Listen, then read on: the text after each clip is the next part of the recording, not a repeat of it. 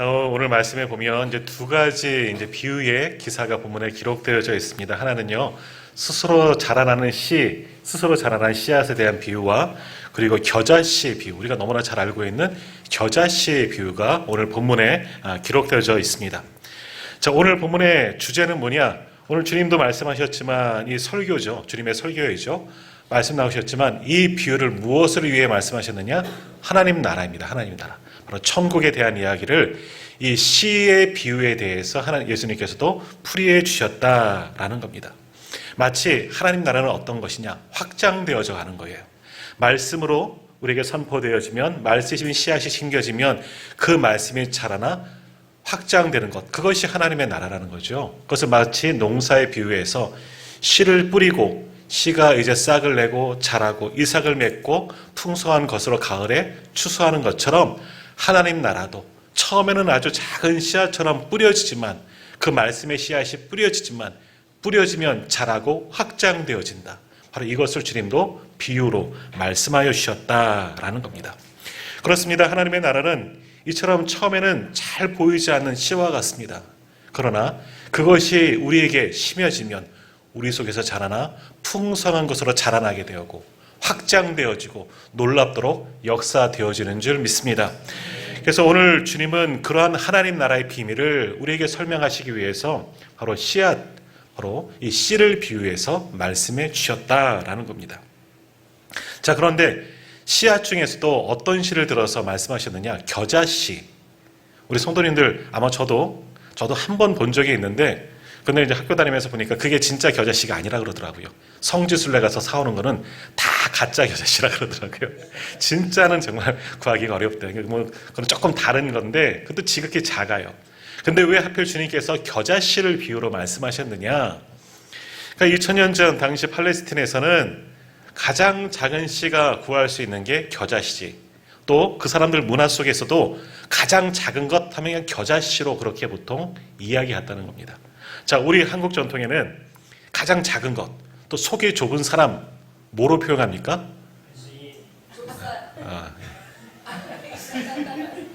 밴딩이, 좁쌀 저는 차마 못 썼는데 여기다 바늘구멍 이렇게 표현하고, 말씀하신 대로 밴댕이, 좁쌀, 영감이다, 이렇게 이야기하죠. 그러니까 보통 우리 정서에는 그렇게 표현하는 것처럼 당시 이스라엘 팔레스틴은 이 작은 것을 표현할 때 겨자씨 같다, 이렇게 이야기를 했다는 거예요. 그래서 자기는 하나도 희생하지 않고 양보하지 않고 인색한 사람, 욕심 부리는 사람을 가리켜 야, 겨자씨만큼 피 한 방울 흘리지 않는 사람이다, 그렇게 이야기했다는 거죠. 그리고 당시 율법이 얼마나 복잡합니까? 굉장히 많은 율법이 있고 종교의식이 굉장히 까다롭습니다.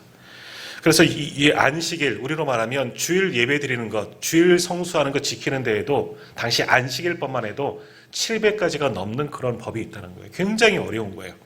그래서 그렇게 율법이 많다, 까다롭다 하는 표현을 뭐라고 표현하느냐? 겨자씨만큼 까다롭다라고 당시에는 그렇게 표현했다는 거예요.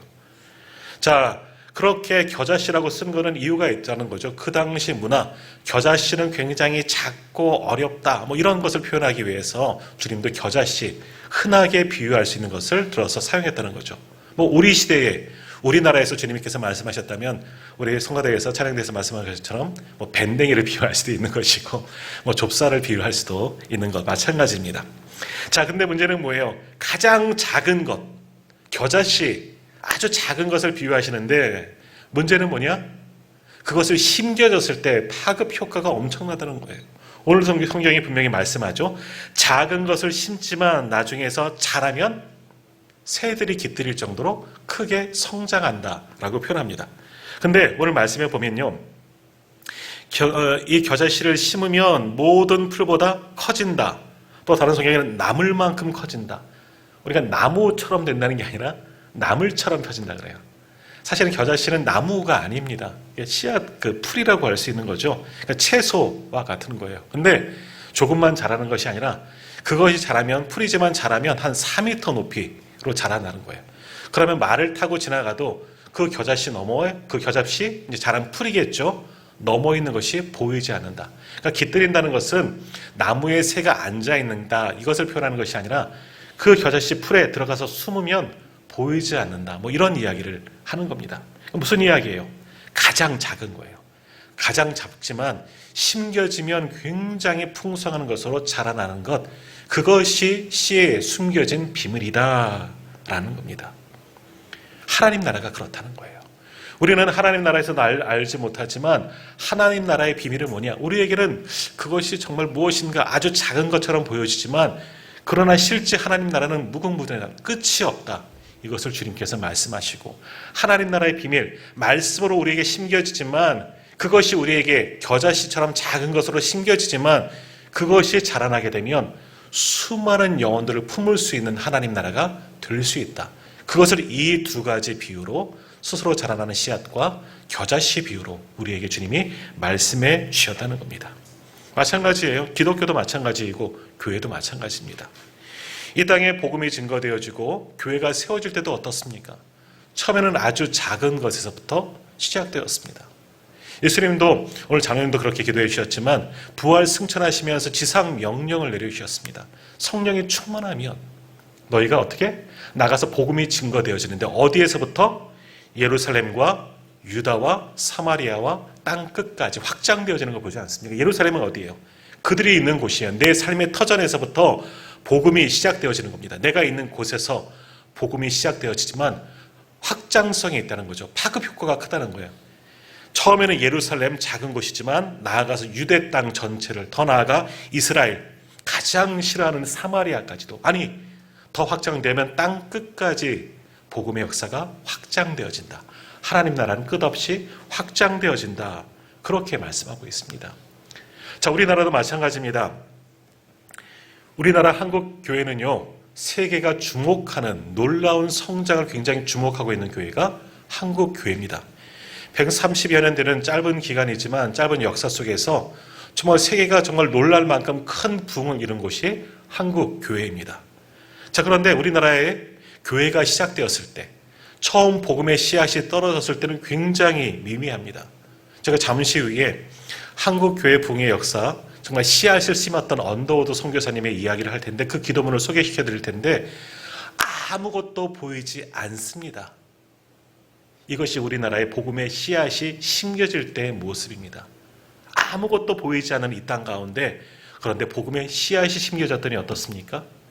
세계 10대 교회 가운데, 10대 교회라는 것은요, 그 규모면으로 말하는 거예요. 큰 교회, 세계에서 가장 큰 교회 10개 중에서 반절이 우리나라예요. 거의 1, 2, 3등이 다 우리나라에 있습니다. 그만큼 세계에서 엄청나게 부흥하는 교회가 한국 교회였다는 거죠. 어떻게 볼 수 있었겠느냐? 그것이 바로 복음의 능력, 하나님 나라의 역사이다 라는 겁니다. 자, 예수님의 사역도 마찬가지입니다. 예수님이 베들레헴에서 태어나시고 갈릴리 나사렛을 중심으로, 갈릴리를 중심으로 복음을 선포하셨습니다. 이 갈릴리는요, 성경에서 뭐라 그럽니까? 북방의 갈릴리. 다시 말하면 저 시골 총구석이라는 거예요. 그 땅에서부터 복음이 시작되었습니다. 그러나 그렇게 시작된 복음이 지금은 어떻습니까? 지구 완전 반대편까지 온 세계 모든 나라와 족속에게 복음이 선포되어지지 않았습니까? 갈릴리라는 그런 총구석에서 시작된 복음의 역사가, 예수님을 통해서 한 사람을 시작된 그 복음의 능력과 그 역사가 수많은 사람들이 믿을 정도로 그렇게 지금까지 확장되어져 왔다. 이것이 하나님의 나라의 비밀이다라는 거예요. 예수님의 제자들도 보십시오. 그들 어느 하나 내세울 만한 좋은 배경을 가진 사람이 누가 있겠습니까? 예수님의 12 제자도 그 중에 한 명 또 배신하지 않았습니까? 가룟 유다와 같은 사람은. 정말 한 사람의 내면을 보면 겨자씨보다도 못한 존재가 예수님의 제자들이었습니다. 그러나 성령 충만하자 그들에게 심겨진 그 복음의 씨앗이 굉장히 위력을 떨치게 되었죠. 12명의 제자들을 통해서 정말 모든 나라와 족속에 믿도록, 예수 믿도록 그들을 통해서 놀라운 역사가 일어나게 되었다는 겁니다. 그러니 이 겨자씨의 능력, 씨앗의 능력 얼마나 위대합니까? 하나님이 하시는 일이 바로 그렇다는 거죠. 천국이 바로 하나님의 나라가 마치 그와 같다 하는 것을 주님의 비유로 우리에게 말씀하십니다. 저 어떤 분이 교회에 와서 목사님에게 이런 질문을 하는 거예요. 주일 난 예배를 드리면서 좀 큰 교회인 거예요. 많은 교인들이 예배 드리는데 목사님에게 질문합니다. 목사님, 이 많은 사람들 중에 정말 하나님께서 원하시는 알곡은 얼마나 되겠습니까? 그러니까 이 사람의 눈에는 뭐겠습니까? 아무리 많은 사람들이 있다 하더라도 주님께서 원하시는 사람은 얼마 되지 않는 아주 지극히 작은 것밖에 되지 않느냐, 비아냥거리는 그런 소리일 거예요. 뭐 자기는 그 안에 들어갔다, 뭐 그렇게 얘기하는 거겠죠. 자, 그 질문, 알곡이 얼마나 될까요? 라는 그 사람의 질문을 듣고 목사님이 말씀하셨습니다. 그거야 하나님 나라에 가봐야 알 수 있습니다. 우리는 모른다는 거예요. 오늘도 우리는 예배를 드리지만 우리가 옆에 계신 분이 다 알곡처럼 보여지지만 때로는 이 사람은 정말 가라지처럼 보이지만 그것은 우리가 알 수가 없다는 거죠. 지난주 우리가 말씀을 나누었던 것처럼 하나님의 심판대 앞에서 정말 우리의 믿음은 다 드러나게 되는 겁니다. 하지만 지금 내 상태가 내가 지금 알곡이라 생각하시는 분도 있고 아직은 나는 씨앗에 불과해. 혹시 내가 가라지가 아닐까? 그렇게 생각하는 분이 있을지 모르지만 그러나 기억하십시오. 우리 모두에는 무엇이 심겨졌다? 복음의 씨앗이 심겨진 줄 믿습니다. 내가 뛰어나고 내 믿음이 자라나고 풍성해지는 것이 아니라 우리 안에 심겨진 이 복음의 씨앗이 우리로 좋은 믿음의 사람으로 성장하게 만들어주는 줄 믿습니다. 내가 하는 게 아니에요. 성령님께서 하시는 것이고 우리 안에 심겨진 그 복음의 능력이 우리를 하나님께서 기뻐하시는 믿음의 사람으로 자라나게 만들어주시는 줄 믿습니다. 어떤 목사님의 이야기예요. 한 분이 이제 임종을 맞이해서 이제 목사님을 불러서 임종 예배를 드리게 된 겁니다. 아직은 돌아가시지 않았습니다. 그분의 아들이 요청한 거예요. 우리 아버지가 돌아가실 때가 되었으니까 마지막으로 오셔서 이제 임종 예배를 드려달라. 근데 사실은 그 이제 죽음을 맞이하는 이분은 평생 교회를 다니지 않으신 분이에요. 목사님이 다니시던 그 교회에 한 번도 온 적이 없는 소위 말하는 불신 영혼인 거예요. 어쩌면 목사님 마음속에도 내가 그러한 사람에게도 복음을 마지막 임종 예배를 드려야 하느냐 뭐 이런 생각도 있었을지 모릅니다. 자, 하지만 그곳에 가서 마지막 이 임종 예배를 드리는데 이 임종을 앞둔 숨이 이제 목까지 거의 찬 거죠. 헥헥거리는 그 마지막 소리로 이 분이 죽음을 앞두고 이런 고백을 하는 거예요. 목사님, 사실은 제가 어린 시절에 교회를 다녔습니다. 지금은 제가 교회를 다니지 않지만 제가 초등학교 3학년 때인가 4학년 때인가 그때 교회 간 적이 있습니다. 근데 그때 교회를 몇 번 다녔는데 그때 교회에서 배운 그 찬양이 기억난다는 거예요. 다 기억나는 것은 아닌데 예수 사랑하심을 성경에서 배웠네. 이 찬양이 기억난다는 거예요. 그러니까 다른 건 다 잊어도 그 찬양의 가사가 생각이 나고요. 제가 비록 평생을 불신자로 살아왔고 교회를 다닌 적은 없지만 그래도 제 안에는 예수님을 믿는 소망이 남아 있었다는 거예요. 그래서 누가 교회에 대해서 나쁜 이야기를 하면은 저는 그 사람과 싸운다는 거예요. 그 사람과 따졌다는 교회의 좋은 것을 이야기하고 비록 교회는 다니지 않았지만 나는 교회 편에 서서 예수님 편에 서서 살아왔다 하는 거예요. 그래서 마지막 순간 이제 죽음을 얼마 남지 않은 것 같아서 마지막 이제 목사님을 불러서 제가 세례 한번 받고 싶어서 목사님을 부르게 되었다. 이 고백을 하게 된 겁니다. 그래서 목사님께서 그 간증을 들으시고 이분에게 마지막으로 예수님을 믿느냐 그 믿음의 고백을 들으시고 세례를 받고 이분이 천국에 부르심을 받게 되었다. 이런 고백을 하는 것을 보았습니다. 자, 이 마지막 돌아가신 이분 평생을 교회 다니지 않았습니다. 그러나 어린 시절 복음의 씨앗이 그 속에 심겨진 거예요. 비록 평생은 세상 분주함으로 내가 살려고 아둥바둥하면서 교회를 찾지 못했지만 그 속에는 복음의 씨앗이 남겨져 있는 거예요. 그것이 자라나지 않은 것처럼 보여지지만 미미하지만 이분 속에서는 끝까지 그 복음의 씨앗이 남아있었고 그것이 영향을 끼쳤고 그래도 교회는 가지 않았어도 나는 하나님의 사람, 구원받은 사람이라는 것을 기억하고 마지막 순간에라도 예수를 믿고 구원받게 되었다. 우리가 보기에는 이 사람이 구원받는 것 이게 될까 하지만 아니에요. 주님은 그 속에 심겨진 복음의 씨앗을 그것을 그 작은 믿음을 통해서 이 영혼도 구원해 주신 줄 믿습니다. 그러니까 우리는 뿌려야 하는 거예요. 지금 이제 모내기를 하고 이제 조금씩 자라나는 것을 보게 되는데 농부는 봄이 되면 여지없이 씨를 뿌립니다. 또는 모종을 심습니다. 우리도 마찬가지예요. 듣든지 아니 듣든지 복음의 씨앗, 이것을 뿌려야 돼요. 심어야 하는 거예요. 내가 비록 전화해서 이 사람이 주님 앞에 나올까? 안 나올까? 이것은 우리가 할 일이 아니에요. 우리는 그저 뿌리는 것이 우리의 할 일이고, 할 수 있다면 내 전도 대상자, 내가 품고 기도하는 모든 분들 한 번이라도 주님 앞으로 데려오는 것, 예배의 자리로 모셔오는 것이 중요한 거예요. 하나님께서 모셔오기만 하면 그분 속에도 복음의 씨앗을 분명히 심어주실 줄 믿습니다. 그러면 우리가 할 일은 다 하는 거예요. 하나님께서 역사하셔서 그 작은 복음의 씨앗이 그분을 구원하는 길로 인도해 주실 줄 믿습니다. 6월 30일 총출석 주일이에요.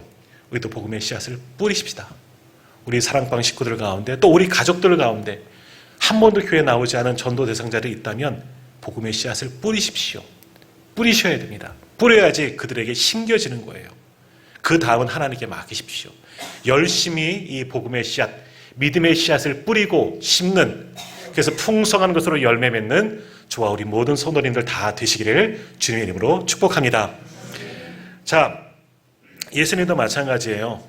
예수님 3년의 공생의 기간, 세상적인 관점으로 보면 예수님도 참 겨자씨였어요.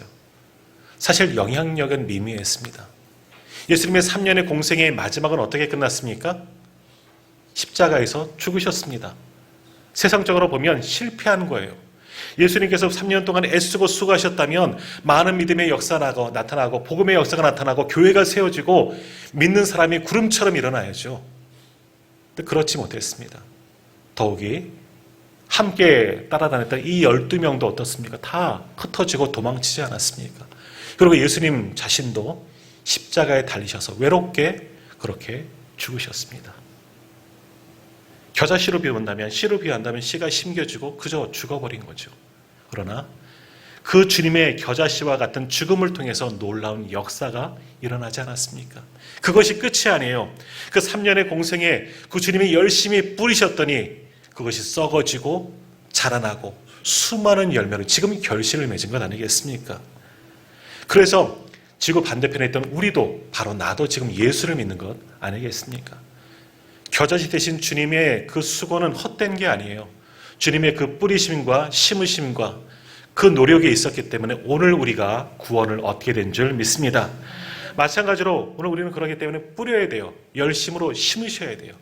그럼 우리 주님께서 풍성한 것으로 거둘 수 있도록 은혜 베풀어 주실 줄 믿습니다. 자, 그렇기 때문에 주님은 오늘 본문에서 이 비밀을 알게 하시려고 비유를 들어서 말씀하십니다. 바로 씨에 대한 비유.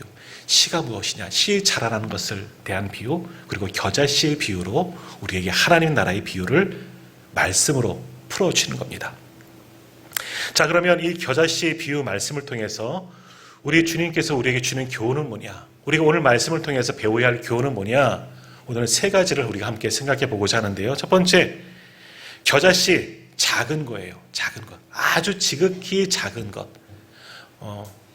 하지만 그 작은 것에 큰 위력이 있다. 놀라운 것이 숨겨져 있다. 이것을 우리가 겨자씨를 통해서 배워야 합니다. 자, 오늘 말씀에도 분명히 이야기하죠. 겨자씨 한 알이 땅에 떨어지면 비록 아주 작은 것, 미미한 것이지만 거기에서 싹이 나가게 되고 싹이 자라나게 되고 풍성한 나무처럼, 근데 나물이라고 표현하지만 풍성하게 자라나는 거예요. 크게 자라는 건 4m 이상으로 자라나게 되는 거죠. 그러면 수많은 새들을 그것으로 불러 모으게 되는 겁니다. 수많은 새들이 그 속에서 숨을 수 있고 안식처가 될 수 있을 만큼 자라나게 된다는 거죠. 그러나 처음에는 어떻게 됐다고요? 아주 작은 거예요. 이게 뭘 할 수 있나? 그러나 그것이 자라나게 되면 놀라운 역사가 일어나게 된다는 거예요. 자, 우리는 보통 이런 이야기를 합니다. 너 한 사람이 뭘 할 수 있느냐? 한 사람의 힘이 아주 미약하다고 이야기하는 거죠. 또 이 조그만 것 갖고 뭘 할 수 있느냐? 이 작은 것, 한 사람의 그 힘을 아주 미미한 것으로 취급할 때가 참 많이 있습니다. 특히 우리 작은 아이들, 야, 네가 뭘 할 수 있어? 하지 마, 내가 할게. 뭐 이렇게 표현할 때가 참 많이 있습니다. 실제 우리나라에서 있던 이야기인데요. 부산에서 제주도로 가는 그런 그 배가 있었습니다. 새 여객선을 이제 취항하고 처음으로 이 배가 이제 운항을 떠나게 되었는데 얼마 가지 못해서 이 배가 암초에 부딪혀 자초되고 말았다는 거예요.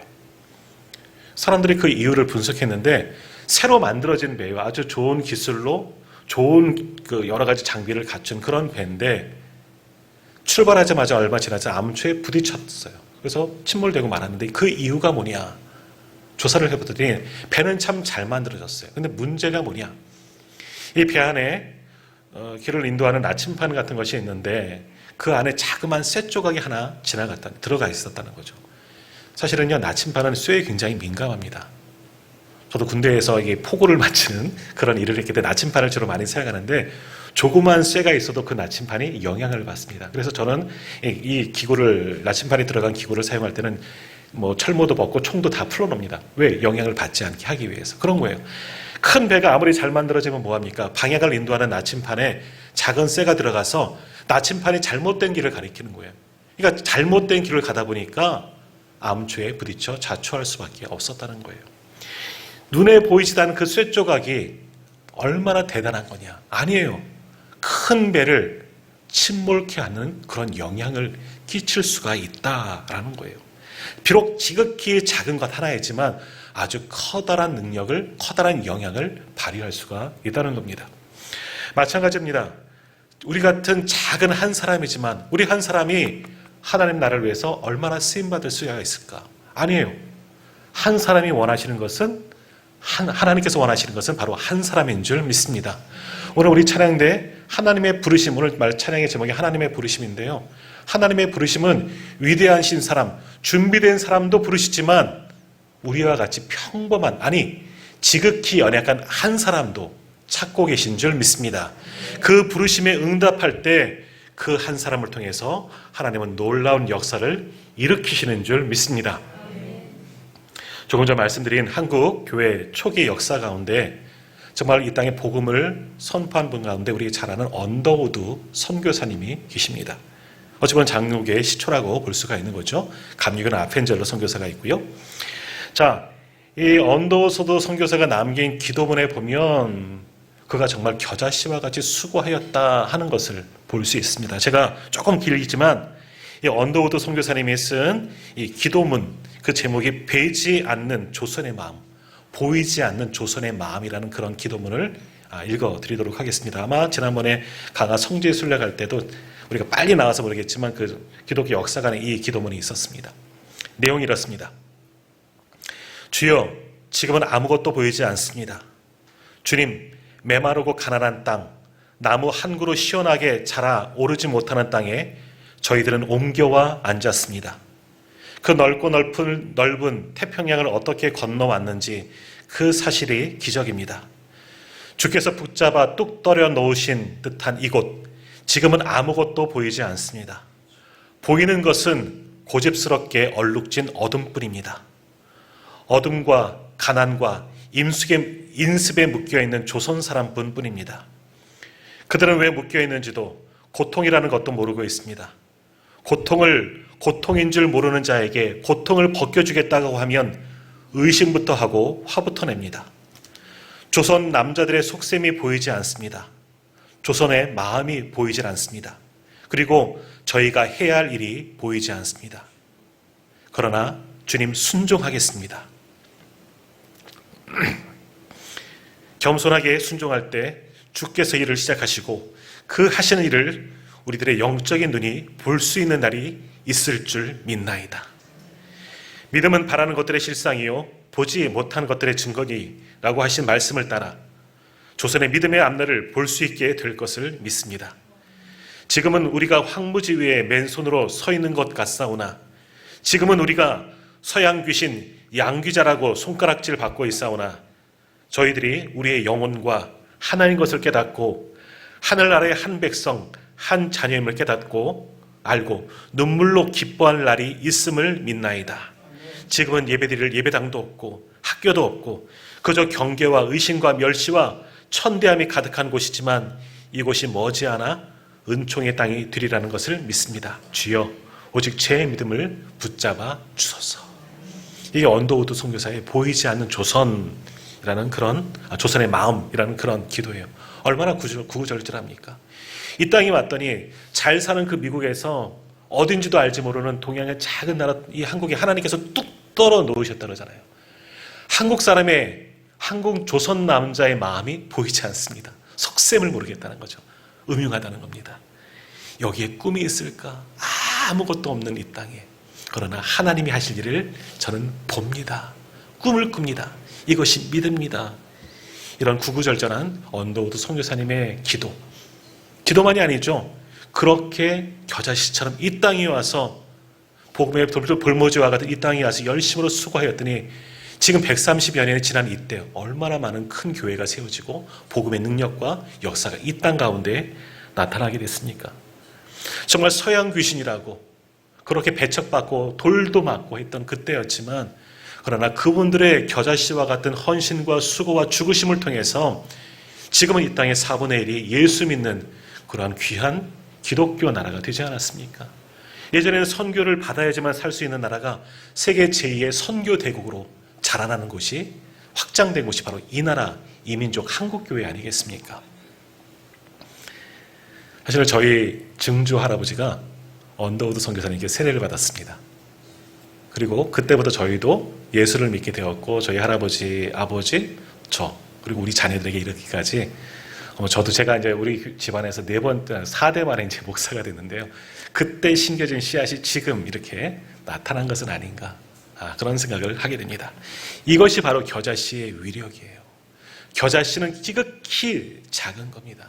그러나 그것이 심겨졌을 때 놀랍도록 자라나는 거예요. 복음도 마치 이와 같습니다. 처음에는 눈에 보이지 않습니다. 하지만 그것이 이 땅에 심겨지면, 어느 땅이든 심겨지면 그 작은 복음의 씨앗의 능력을 통해서 많은 영혼들이 구원받게 될 줄 믿습니다. 이것이 하나님 나라예요. 그러니까 우리가 하는 전도, 이게 얼마나 대단할까? 아니에요. 우리가 이분들, 우리 앞에 놓여진 이름들 지금 심었어요. 우리가 부활절 고난주간을 시작하면서 이분들은 심었습니다. 눈물로 간구하고 씨를 뿌렸으니 이제 하나님께서 거두어 주실 줄 믿습니다. 우리가 6월 30일 작정했지만 이분들이 안 올 수 있어요. 그렇다고 실망하지 마십시오. 끊임없이 기도하면 마침내 마지막 순간에도 하나님은 이들을 구원하여 주실 줄 믿습니다. 작은 것, 그러나 놀라운 위력이 있다는 것을 기억하시길 바랍니다. 그러기 위해서는 꿈을 꿔야죠. 꿈을 꿔야 합니다. 심었으면 꿈을 꿔야 돼요. 언더우드 선교사님 이 땅에 와서 꿈을 꿉니다. 아무것도 보이지 않지만 하나님이 풍성한 것을 주실 것을 꿈을 꿨습니다. 그러게 간구했죠. 우리도 마찬가지예요. 꿈을 꿔야 돼요. 복음의 씨앗, 믿음의 씨앗을 심었다면 그 다음은 우리가 해야 할 것은 꿈을 꾸는 겁니다.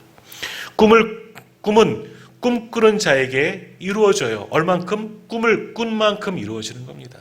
내가 소망하는 대로, 내 믿음대로 이루어지는 거예요. 요만한 종지 꾸는 만큼 꿈을 꾸면 요것밖에 안 되지만 더 넓은 태평양 같은 꿈을 꾸면 그만큼 분명히 이루어지게 되는 줄 믿습니다. 하나님께서는 분명히 우리에게 꿈꾸게 하셨고 꿈을 꾼 만큼 거두도록 인도해 주시는 줄 믿습니다. 그래서 우리 조금 전 소개시켜드린 이 언더우드 선교사님의 기도에도 나왔지만 히브리서 11장 1절, 믿음에 대한 정의이면서도 꿈에 대한 이야기예요. 믿음은 뭐라고요? 바라는 것들의 실상이요, 보이지 않는 것들의 증거라고 말씀하는 거예요. 이게 믿음이래요. 이게 꿈이에요. 믿음은 곧 꿈입니다. 꿈꾸는 겁니다. 지금은 당장 보이지 않습니다. 눈앞에 보이지 않습니다. 하지만 믿음을 가지고 꿈을 꾸면 하나님께서 그것을 이루게 하여 주실 줄 믿습니다. 그러므로 우리는 꿈을 꿔야 합니다. 예전에도 언젠가 한번 설교를 했던 것 같은데요. 꿈이 없는 백성은 죽는다. 아주 제목부터 아주 삭막했어요. 그때 꿈을 꾸지 않으면 죽는다. 그런 제목의 말씀을 드렸던 것처럼 우리는 꿈을 꿔야 돼요. 내 꿈이 아니라 하나님이 주시는 꿈, 하나님이 주신 비전을 품고 심고 꿈을 꿀 때 하나님께서 그것을 거두어 드리도록 이루어 주실 줄 믿습니다. 농부가 씨를 뿌립니다. 모종을 심지요. 왜 심습니까? 지금 내가 수고하며 씨를 심지만 작은 모종을 심지만, 그러나 가을이 되면, 때가 되면 이 씨앗을 통해서, 이 작은 모종을 통해서 풍성한 것을 거두을 것을 꿈을 꾸면서 심는 거예요. 그 꿈이 없으면 그것을 왜 심겠습니까? 왜 심는 수고를 하고 물을 주는 수고를 왜 하겠습니까? 꿈을 꾸기 때문에, 그 작은 것에서 놀라운 것을 거두어 드릴 것을 꿈꾸기 때문에 농부는 땀을 흘리며 심는 거예요. 씨를 뿌리는 거예요. 오늘 우리도 마찬가지예요. 심었으면 꿈을 꿔야 합니다. 꿈을 꿀 때 하나님께서 놀라운 것으로 거두게 하여 주실 줄 믿습니다. 우리는 작은 교회지만 꿈을 꾸십시오. 단순히 수천 명, 수만 명의 교회로 되는 그런 꿈이 아니라 하나님께서 우리 교회를 통해서 놀랍도록 역사하시고, 얼마 전에도 어떤 목사님이 우리 교회 이름이 왜 온누리예요? 물어보는 거예요. 구구절기 설명을 할 필요가 있는 거죠. 온누리, 모든 나라의 복음을 전하기 위해서 우리 교회가 온누리 교회가 된 것은 아닌가, 그런 생각을 해본다고. 맞습니다. 지금 우리 교회는 30년 후에도 이만한 교회가 될 수 있지만 꿈을 꾸십시오.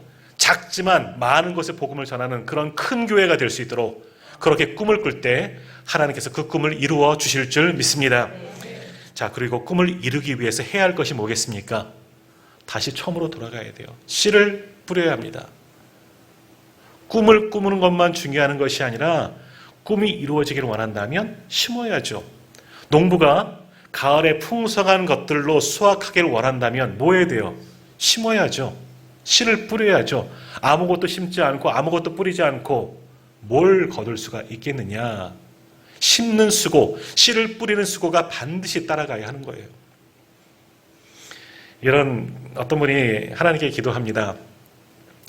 하나님, 저에게 복권, 그러니까 요즘 로또죠. 로또 1등 당첨을 주십시오. 아주 간절히 기도해요. 돈이 없어서 좀 물질에 내어서 로또 1등쯤 되게 해달라고 간절히 기도합니다. 어느 날 그렇게 기도하는 가운데 하나님의 응답이 들렸습니다. 뭐라고 기도하셨다고요? 복권부터 사라.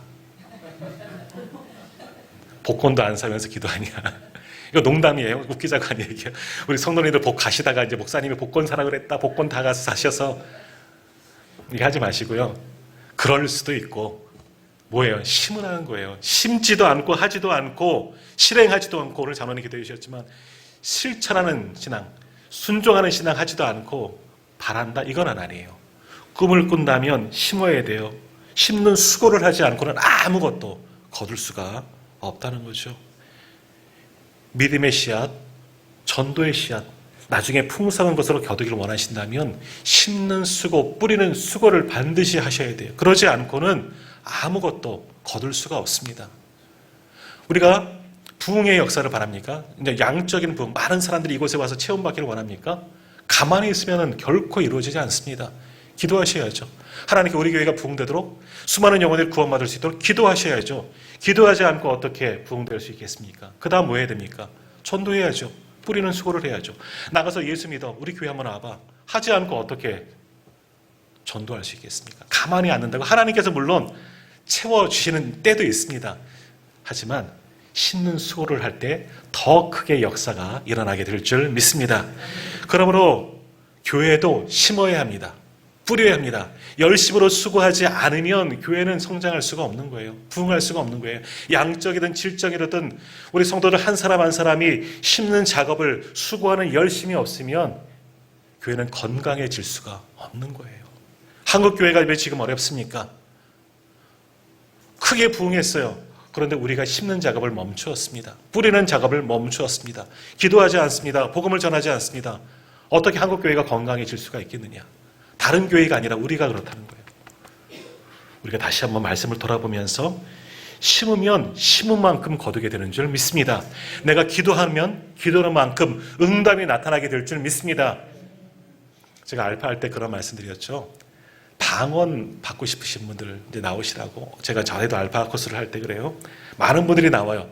방언을 받는 분이 있지만 못 받는 분들의 특징이 뭐냐? 입을 안 여는데, 기도를 안 하는데 어떻게 방언이 나와요? 답답한 거예요. 입을 콕 다물고 있는데 하나님께서 강제로 입을 막 뜯어 여시갖고 방언이 나오게 하시느냐? 안 그렇습니다. 그럴 수도 있지만 성경에 보면 사울도, 초대왕 사울도 뭐 예언하였다라, 방언했다는 얘기예요. 근데 가만히 있으면 안 돼. 입을 열고 기도라도 시작해야지 방언이 터져 나오는 거예요. 심는 수고가 없으면 절대 역사가 나타나지 않습니다. 힘들어도 심는 수고를 하다 보면 하나님께서 놀라운 것으로 결실하게 도와주시는 줄 믿습니다. 스코틀랜드 어느 작은 마을의 교회에서 부흥회가 열렸습니다. 한 주 동안 이 부흥회가 예전에요. 집회가 시작되어지는데 사람들이 모이지 않는 거예요. 그래서 목사님은 부흥회를 인도하시는 목사님은 계속해서 하나님께 헌신할 사람, 예전에 부흥회 많이 했죠. 손 드시라고 이런 일도 참 많이 했잖아요. 하나님께 헌신할 사람 손 드세요. 아무도 안 드는 거예요. 매일마다 아무리 외쳐봐도 손 드는 사람이 없는 거예요. 목사님이 너무나 마음이 아프신 거죠. 근데 마지막 날 한 작은 소년이 헌신하고 목사님 앞에 나왔습니다. 제가 하나님께 헌신하겠습니다. 작은 아이가 나오니까 목사님도 좀 실망을 하고 사람들도 보고 얘 제가 뭘 할 수 있어? 이런 마음이 들었다는 거예요. 근데 그 나온 아이가 누구냐? 아이에게는 속에서 성령의 불이 타오르는 거죠. 눈에도 성령의 불이 뿜어져 나오는 겁니다. 이분이 누구냐면 리빙스턴 선교사입니다. 누구냐면요, 아프리카 검은 대륙을 복음의 물결로 변화시킨 아주 놀라운 선교사인 거예요.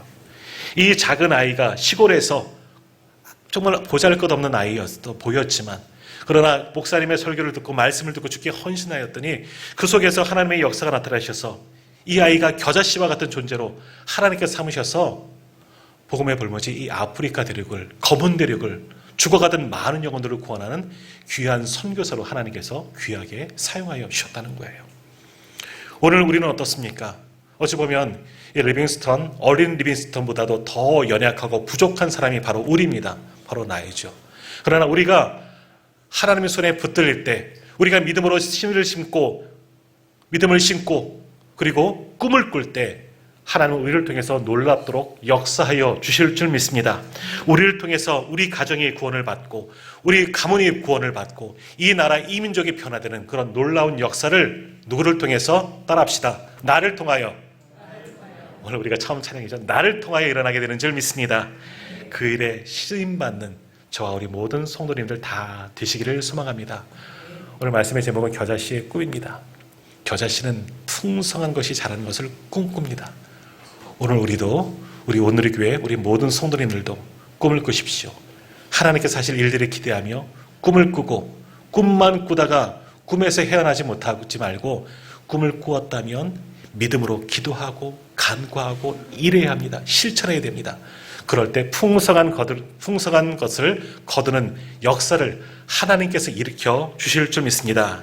우리를 통해서 우리의 가정과 이웃과 사랑하는 친구들이, 우리 친지들이, 이 지역의 모든 이들이 구원받는 놀라운 역사를 우리 주님께서 일으켜 주실 줄 믿습니다. 함께 기도하겠습니다.